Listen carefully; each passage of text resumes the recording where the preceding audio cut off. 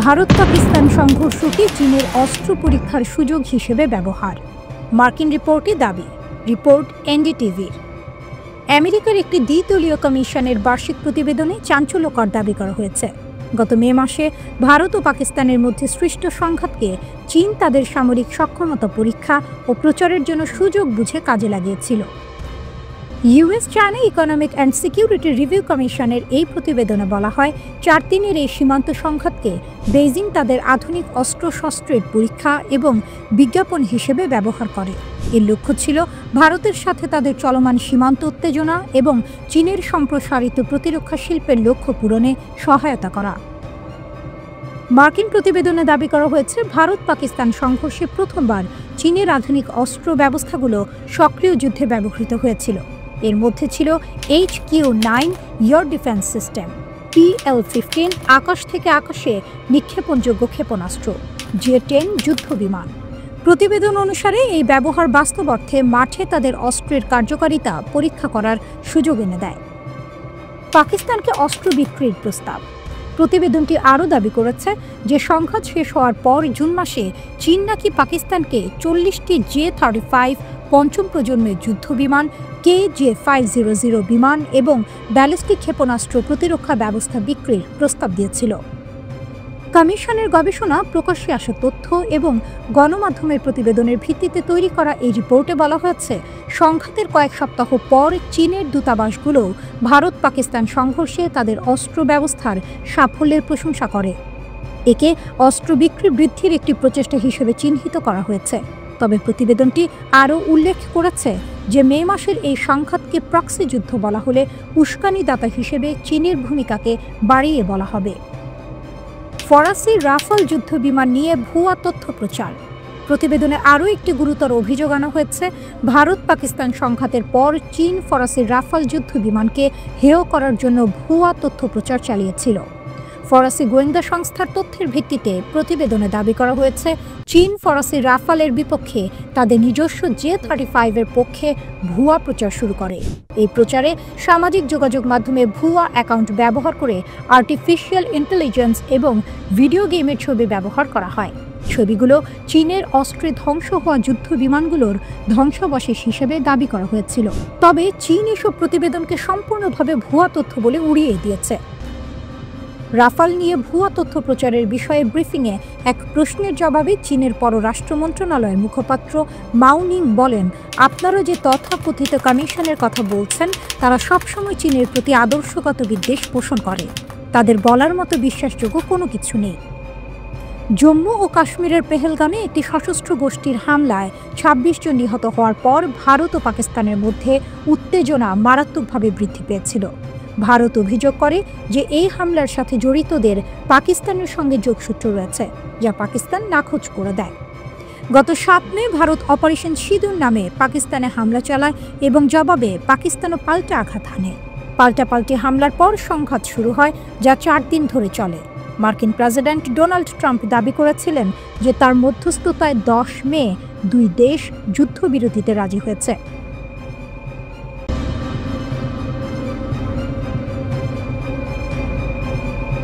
পারমাণবিক কর্মসূচি চলবে ঘোষণা দিয়ে আলোড়ন তুলে এখন ইরান পৃথিবীকে জানাচ্ছে তারা প্রস্তুত আরও এক বিপ্লবের জন্য। নতুন অস্ত্র, নতুন রণকৌশল এবং পুরনো ভয়কে নতুন করে শিহরণ জাগানো, এ যেন এক ঘোর লাগা কবিতা, যেখানে প্রতিটি শব্দ গোলার মতো বিস্ফোরক। আগুনের নিচে একটি জাতির জাগরণ। ইরানের নতুন অস্ত্রের ঘোষণা এক নতুন যুগের পূর্বাভাস। তারা যখন বলে আমরা প্রস্তুত, তখন তা নিছক শব্দ নয়, বরং এক প্রাচীন সভ্যতার বুক থেকে উঠে আসা বজ্রনিনাদ। পারমাণবিক তাস খেলার পর আজ ইরান অস্ত্রের নতুন এক অধ্যায় খুলে দিল। নতুন অস্ত্র, নতুন সৈন্য, নতুন ধ্বংসের সম্ভাবনা। ব্রিগেডিয়ার জেনারেল কিউমারেস হায়দারি, যার ঠোঁট থেকে শব্দ ছড়ে না, বরং শব্দগুলো ছুটে আসে যেন গোলার মতো, ঘোষণা করলেন, আমরা এমন অস্ত্র আনছি যা শুধু যুদ্ধ বদলাবে না, শত্রুর রাতের ঘুম কেড়ে নেবে।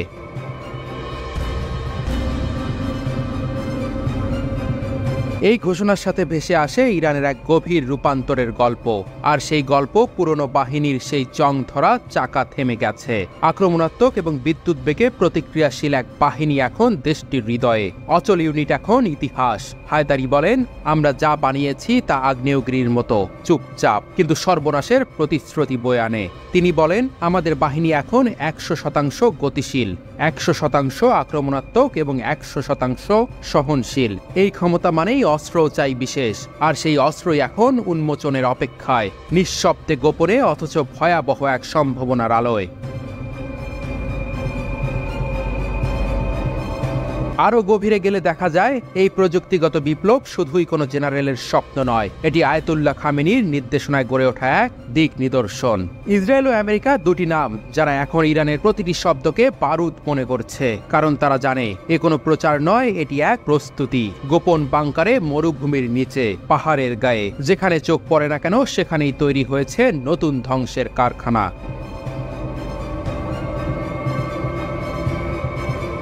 নতুন অস্ত্র আসছে, এমন অস্ত্র যা সংঘাতের মানচিত্র বদলে দেবে। হায়দারি বলেন, তাদের পুরনো অস্ত্রের ধুলো এখন ঝেড়ে ফেলা হচ্ছে, তার জায়গায় বসছে এমন প্রযুক্তি যা পৃথিবীর রণনীতি পুনর্লিখন করতে পারে। এদিকে আমেরিকার প্রেসিডেন্ট ডোনাল্ড ট্রাম্প, যিনি সম্প্রতি ওমানে আলোচনাকে ইতিবাচক ও গঠনমূলক বলছেন, সেই একই নিঃশ্বাসে আবার এক নতুন সতর্ক বার্তা পাঠিয়েছে ইরানকে। এটি যেন কূটনীতি এবং আগ্রাসনের এক অদ্ভুত দ্বৈরথ। কিন্তু হায়দারি তার ভাষণে কেবল প্রতিরক্ষার কথা বলেননি, তিনি বলেছেন আস্থা, আত্মবিশ্বাসের কথা। তিনি বলেন, আমাদের অস্ত্র কেবল ধ্বংস করার জন্য নয়, এটি আমাদের আদর্শের ধারক। ইরানের কুদস ফোর্সের কমান্ডার বলেছেন, আমেরিকা এবং ইসরায়েল যতই প্রচারণা চালাক বা হইচই করুক, বাস্তবে তারা ইরান এবং এর মিত্র প্রতিরোধ গোষ্ঠীগুলোর বিরুদ্ধে ব্যবহারিকভাবে শক্তিহীন। ব্রিগেডিয়ার জেনারেল ইসমাইল কাহানি বৃহস্পতিবার বলেন, তারা বুঝতেও পারে না কিভাবে আমরা ক্ষেপণাস্ত্রগুলো এত নির্ভুলভাবে তাদের লক্ষ্যে আঘাত করে। এটাই আমাদের শক্তি।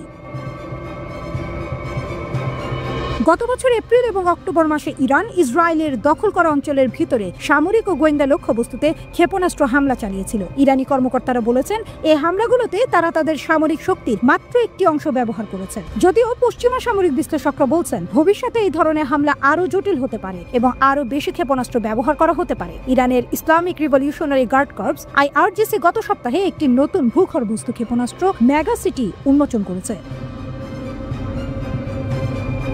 মার্কিন প্রেসিডেন্ট ডোনাল্ড ট্রাম্প যখন ইরানকে হুমকি দেন যে তারা আমেরিকার দাবি না মানলে বোমা হামলা চালানো হবে, তারপরেই এই মেগাসিটি প্রকাশ করা হয়। ইরানের সশস্ত্র বাহিনীর প্রধান মোহাম্মদ বাঘেরি বলেন, ইরান তার প্রতিরক্ষা শক্তি এত দ্রুত গতিতে বাড়াচ্ছে যা শত্রুরা ধরতেই পারছে না। জেনারেল কাহানি স্বনির্ভরতা এবং অভ্যন্তরীণ উৎপাদনের উপর গুরুত্ব আরোপ করেন। তিনি এই অঞ্চলের প্রতিরোধ গোষ্ঠীগুলোর প্রশংসা করে বলেন, তাদের হাতে কম সম্পদ থাকলেও তারা উন্নত প্রযুক্তির শত্রুদের মোকাবিলা করতে সক্ষম হয়েছে। যেমনটি আমরা লেবানন এবং ইয়েমেনে দেখেছি, প্রতিরোধ বাহিনী কম শক্তি নিয়ে সবচেয়ে বেশি আঘাত হেনেছে শত্রুদের উপর। কাহানি জানিয়েছেন, প্রতিরোধ ফ্রন্টের সবচেয়ে বড় বৈশিষ্ট্য হলো যে কেউ তাদের সঙ্গে যুদ্ধ করতে আসে সে একে আরো শক্তিশালী করেই ফেলে। যে ইয়েমেনি যুবকেরা যুদ্ধের শুরুতে ইহুদিবাদী শাসকদের নাগালে পৌঁছাতে পারেনি, তারা 1 বছরের মধ্যে তাদের ক্ষেপণাস্ত্রের পাল্লা 600 থেকে 700 কিলোমিটার পর্যন্ত বাড়িয়ে ফেলেছে। জেনারেল কাহানির মন্তব্য, এই রকম অগ্রগতি পৃথিবীর আর কোথাও দেখা যায় না। আজ প্রতিরোধ ফ্রন্টের যা কিছু আছে তা তাদের নিজস্ব প্রচেষ্টা এবং উদ্ভাবনের ফল।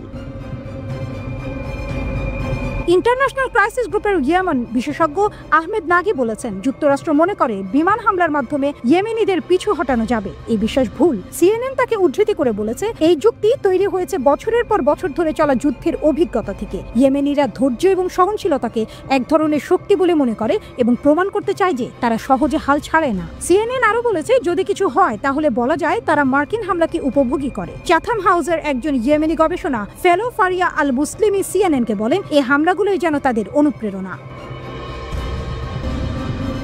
মার্চের মাঝামাঝি থেকে ইয়েমেনি যোদ্ধারা ইসরায়েলের দিকে 1 ডজন ব্যালিস্টিক ক্ষেপণাস্ত্র ছুঁড়েছে এবং গাজা ও পশ্চিম তীরে ফিলিস্তিনিদের উপর প্রতিদিন ঘটে চলা গণহত্যা এবং অন্যান্য নৃশংসতার বিরুদ্ধে প্রতিক্রিয়া হিসেবে মার্কিন নৌবাহিনীর জাহাজ লক্ষ্য করে ড্রোন ও ক্ষেপণাস্ত্র নিক্ষেপ করেছে। জেনারেল কাহানি শত্রুদের উদ্দেশ্যে বলেন, তোমাদের অপরাধ কোনোদিন ভোলা হবে না। নারী ও শিশুদের হত্যা করা, নিরস্ত্র মানুষের ঘর বাড়ি ধ্বংস করা কোনো দক্ষতা বা শক্তির প্রমাণ নয়, বরং এটি তোমাদের দুর্বলতা ও অসহায়ত্বের পরিচয়। কাহানির মতে, 1.5 বছর ধরে চলা চলা বড় ধরনের যুদ্ধের মধ্যেও গাজা উপত্যকা এখনো অটলভাবে টিকে আছে। তিনি বলেন, এই ধরনের দৃঢ়তা গাজার জনগণের ইচ্ছাশক্তিরই প্রতিফলন। বিধ্বংসী এবং অত্যাধুনিক। ইরান দাবি করেছে তাদের আরশ-2 ড্রোন 2000 কিলোমিটার পরিসরের মধ্যে সমস্ত হুমকি নিশ্চিহ্ন করবে। এ যেন এক বিপজ্জনক বাতাস, যেটি উত্তাল মহাসাগরের ঢেউয়ের মতো এগিয়ে আসছে। আকাশে ভেসে ওঠে ইরানের গর্বিত যুদ্ধযন্ত্রের নতুন এক অধ্যায়ের সূচনা। ইরান ঘোষণা করেছে তাদের আরশ-2 ড্রোন এমন এক বিধ্বংসী শক্তি যা 2000 কিলোমিটার পরিসরের মধ্যে যে কোনো হুমকি নিশ্চিহ্ন করতে প্রস্তুত। আর এই ঘোষণার সঙ্গেই একটি নতুন প্রজন্মের যুদ্ধের ড্রোনের আঘাতে ঝাঁপিয়ে পড়তে পারে পৃথিবীর বৃহত্তম শক্তির দিকে। ইরানের সেনাবাহিনীর ground force commander brigadier general Kioumars Heydari জানিয়েছেন, আরশ-2 ড্রোনটি এক চমকপ্রদ প্রযুক্তির বিস্ময়। এটি শীর্ষস্থানীয় দূরপাল্লার ড্রোনগুলির মধ্যে একটি, বলেছেন তিনি, যা উচ্চ নির্ভুলতা এবং ধ্বংসাত্মক শক্তির সাথে প্রতিটি লক্ষ্যবস্তুতে আঘাত হানতে সক্ষম। তিনি আরও যোগ করেছেন, এটি এমন এক শক্তিশালী আত্মঘাতী ড্রোন যা রাডার এড়িয়ে যাবে এবং পালাতে পারবে। হেদারি নিশ্চিত করেছেন যে এই অত্যাধুনিক ড্রোনটি ইরানি সেনাবাহিনীর প্রযুক্তির সর্বোচ্চ শিখরে পৌঁছেছে, একটি প্রযুক্তি যা শুধুমাত্র দেশীয় প্রতিরক্ষা শিল্পের অভিজ্ঞান ও পরিশ্রমের ফলস্বরূপ উঠে এসেছে।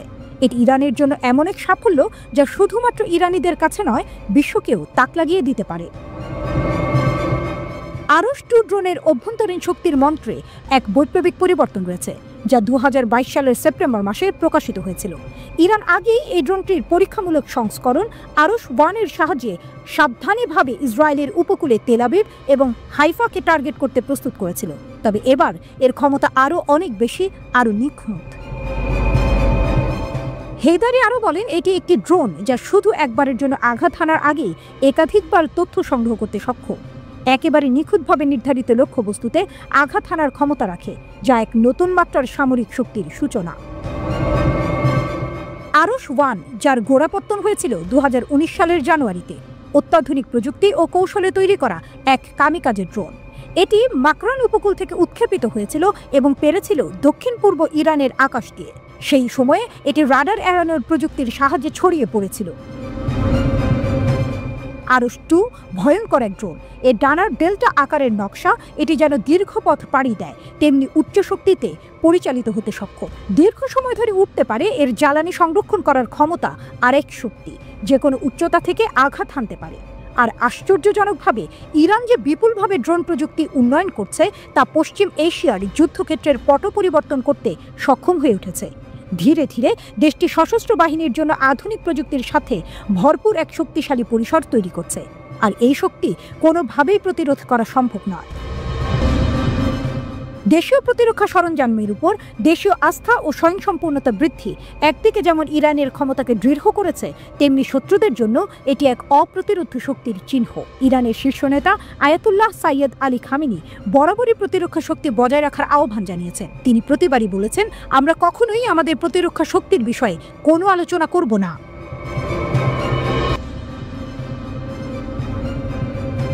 আঠারো মাসের যুদ্ধের পরেও ইসরায়েলি সেনাবাহিনী গাজার মাত্র 25% টানেল ধ্বংস করেছে। যুদ্ধের সময় হামাস সংশ্লিষ্ট অবকাঠামো লক্ষ্যবস্তু করার গর্ব করা সত্ত্বেও ইসরায়েল গাজার মাত্র 1/4 টানেল ধ্বংস করেছে। নিরাপত্তা সূত্র জানিয়েছে, 2023 সালের অক্টোবর থেকে গাজা উপত্যকায় হামাসের ব্যবহৃত টানেলের মাত্র 25% ধ্বংস করেছে ইসরায়েলি সেনাবাহিনী। ইসরায়েলের চ্যানেল 12 অনুসারে 18 মাস ধরে ইসরায়েলি আক্রমণের পরও গাজায় সুড়ঙ্গের একটি বিশাল নেটওয়ার্ক রয়ে গেছে, যার অনেকগুলি মিশর থেকে বিস্তৃত, যা ফিলিস্তিনি ভূখণ্ডের সাথে 12 কিলোমিটার সীমান্ত ভাগ করে নেয়। ইসরায়েলি সেনাবাহিনী দাবি করেছে যে তারা অস্ত্র সংরক্ষণ বা কমান্ড সেন্টার হিসেবে ব্যবহৃত টানেলের পরিবর্তে আক্রমণের জন্য ব্যবহৃত টানেলের ওপর দৃষ্টি নিবদ্ধ করেছে। চ্যানেল 12-এ উদ্ধৃত নিরাপত্তা কর্মকর্তারা আরও বলেছেন, হামাস সদস্যদের সাথে মুখোমুখি লড়াই হ্রাস পেয়েছে। গোষ্ঠীগুলি ওই ক্যানেলগুলোতে পালিয়ে যাচ্ছে। ইসরায়েলি সেনাবাহিনী 18 মাসেরও বেশি সময় ধরে ফিলিস্তিনি গোষ্ঠীর বিরুদ্ধে যুদ্ধ চালিয়ে আসছে। একই সাথে বেসামরিক এলাকা এবং স্থাপনাগুলিতেও আক্রমণ করছে। ইসরায়েল প্রায়শই গর্ব করে যে তারা বহু যোদ্ধাকে হত্যা করেছে এবং তাদের কত অবকাঠামো ধ্বংস করা হয়েছে। সামরিক বাহিনী দাবি করে যে তারা হাজার হাজার হামাস যোদ্ধাকে হত্যা করেছে, তবে বিশেষজ্ঞদের মতে হতাহতের অন্তত 80% বেসামরিক নাগরিক। এটি এমন এক সময় ঘটে যখন ইসরায়েলি বাহিনী মিশর এবং গাজার মধ্যবর্তী ফিলাডেলফি ক্রসিংয়ে অবস্থান করছে। এটি গত বছরের মে মাস থেকে সেনাবাহিনীর দখলে থাকা একটি সংকীর্ণ ভূমি। গত মাসে প্রতিরক্ষামন্ত্রী ইসরায়েল কাটস বলেছিলেন ইসরায়েলি সেনাবাহিনীকে প্রত্যাহারের জন্য মিশরের দাবি সত্ত্বেও করিডোরটি একটি বাফার জোন হিসেবে থাকবে। কাটস বলেছিলেন ইসরায়েলি সেনাবাহিনী দুটি ভূমির সংযোগকারী টানেলের মাধ্যমে গোলাবারুদ এবং অস্ত্র চোরাচালান প্রতিরোধ করার জন্য সেখানে থাকবে। কাটস এমনকি বলেছিলেন তিনি এই অঞ্চলে বেশ কয়েকটি কার্যকরী টানেল দেখেছেন। মন্ত্রীর উদ্ধৃতি দিয়ে বলা হয়েছে, আমি নিজের চোখে মিশরে প্রবেশকারী বেশ কয়েকটি টানেল দেখেছি, কিছু বন্ধ ছিল এবং বেশ কয়েকটি খোলা ছিল। 1990-এর দশক থেকেই গাজা ও মিশরের মধ্যে সুড়ঙ্গ সংযোগ ছিল, কিন্তু 2007 সালে ইসরায়েলি অর্থনৈতিক অবরোধের পর এর আকার ও পরিমাণ উল্লেখযোগ্যভাবে বৃদ্ধি পেয়েছে। অবরোধের কারণে খাদ্য, ঔষধ এবং জ্বালানি সরবরাহের মতো পণ্য পাচারের মাধ্যম হিসেবে এই সুড়ঙ্গগুলি কাজ করে। তারপর থেকে সুড়ঙ্গগুলির মাধ্যমে অস্ত্র ও নগদ অর্থ পাচার করা হচ্ছে। ইসরায়েল বারবার এই ধরনের সুড়ঙ্গ ভেঙে ফেলার চেষ্টা করেছে, প্রতি বছর কয়েক ডজন ধ্বংস করেছে। হামাস যাতে আর কোনো সুড়ঙ্গ তৈরি করতে না পারে সেজন্য ইসরায়েল নির্মাণ সামগ্রী আমদানিতেও নিষেধাজ্ঞা জারি করেছে। ইসরায়েল গাজা উপত্যকায় যুদ্ধ চালিয়ে যাচ্ছে 2023 সালের 7 অক্টোবর থেকে 5,900 জনেরও বেশি ফিলিস্তিনিকে হত্যা করেছে। স্বাস্থ্য মন্ত্রণালয়ের মতে যুদ্ধবিরতি ভেঙে যাওয়ার পর 18 মার্চ থেকে ফিলিস্তিনি ছিটমহলে আক্রমণ তীব্রতর করেছে, যার ফলে 1500 জনেরও বেশি লোক নিহত হয়েছে।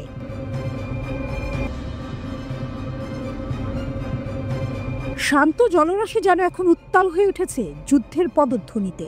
আকাশে ভেসে বেড়ায় অদৃশ্য ভয়, আর তার নাম B2 স্টিলথ বোমারু বিমান।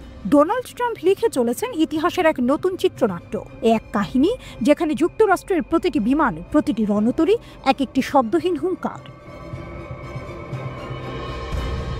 তৃতীয় বিশ্বযুদ্ধ প্রশ্নটা এখন আর শুধু কল্পনায় নয়, যেন বাস্তবের দ্বারপ্রান্তে এসে দাঁড়িয়েছে। ডোনাল্ড ট্রাম্প একবারই নিজের কায়দায় নাটকীয়তা আর ধমক দিয়ে সাজিয়েছেন নতুন কৌশলের পটভূমি। ইন্দো প্রশান্ত মহাসাগরীয় অঞ্চল, যেখানে এতদিন জলের উপর প্রতিচ্ছবি পড়ে সূর্যের, আজ সেখানে পড়ছে বোমার ছায়া।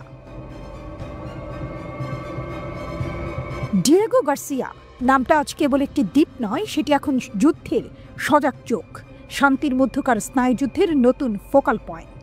সেই দ্বীপের রানওয়েতে 6টি B2 বোমারু বিমান না, তারা শুধু দাঁড়িয়ে নেই, তারা চুপচাপ দাঁড়িয়ে থাকা এক একটি বজ্রগর্জন, যারা যখন আকাশে ডানা মেলে তখনই ঘুম হারায় শত্রুপক্ষ।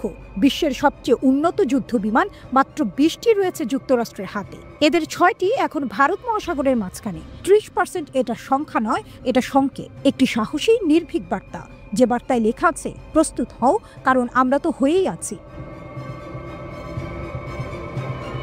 এই মোতায়েন শুরু হয় যখন বিশ্ব তাকিয়েছিল ট্রাম্পের আরেক পদক্ষেপের দিকে, পারস্পরিক শুল্ক আরোপ, বিশ্ব অর্থনীতিকে তোলপাড় করে দেয়া এক চাল। বিশ্ব ভাবছিল এটাই বড় খবর, অথচ পেছনে পেন্টাগন তৈরি করছিল ইতিহাসের সবচেয়ে নিঃশব্দ এবং সবচেয়ে বড় বিমান মোতায়েন। সেটা ছিল এক নিঃশব্দ বজ্রপাত। কিন্তু প্রশ্ন আসে, এত সব কেন? ইয়েমেনের হুথিরা বিদ্রোহীদের দমন করতে? বিশেষজ্ঞরা বলেন তাহলে তো 2টি বোমারুই যথেষ্ট, বাকি 4টি কেন? কেন পুরো রণতরী বহর একসঙ্গে চলেছে? এই প্রশ্নের জবাবে উত্তর নেই, কিন্তু ইঙ্গিত আছে। সেই ইঙ্গিত বলে এই মোতায়েনের টার্গেট কেবল হুথি নয়, এই নিশানা আরো বড়, আরো গভীর।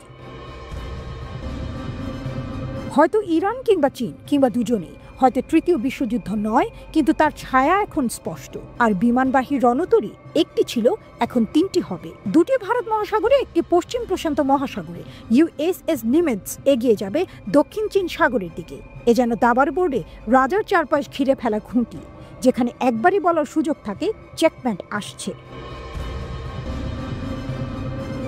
পেন্টাগনের মুখপাত্র জানালেন অতিরিক্ত স্কোয়াড্রন আরও বিমান সম্পদ মোতায়েন করা হবে। এটা প্রতিরক্ষা জোরদার করার পদক্ষেপ। তবে নাম নিলেই না কেউ, না ইরান, না হুথি, না অন্য কোনো রাষ্ট্র। কিন্তু ইতিহাস বলছে যখন এত বড় প্রস্তুতি নেওয়া হয়, সেটা কেবল হুথির জন্য নয়, সেটা হয় বিশ্বব্যাপী ক্ষমতার ভারসাম্য বদলে দিতে। আর ট্রাম্প, তিনি নিজেই ঘোষণা দিলেন ট্রুথ সোশ্যালে, আমাদের জাহাজে গুলি ছুড়ো না, তাহলে আমরাও থামবো, না হলে আসল যন্ত্রণা এখনো আসেনি। এ যেন এক নেতার হুঙ্কার, এক যোদ্ধার ঘোষণা। শুধু শব্দ নয়, এ যেন রণভেরি, যা শত্রুর বুকে কাঁপন তোলে।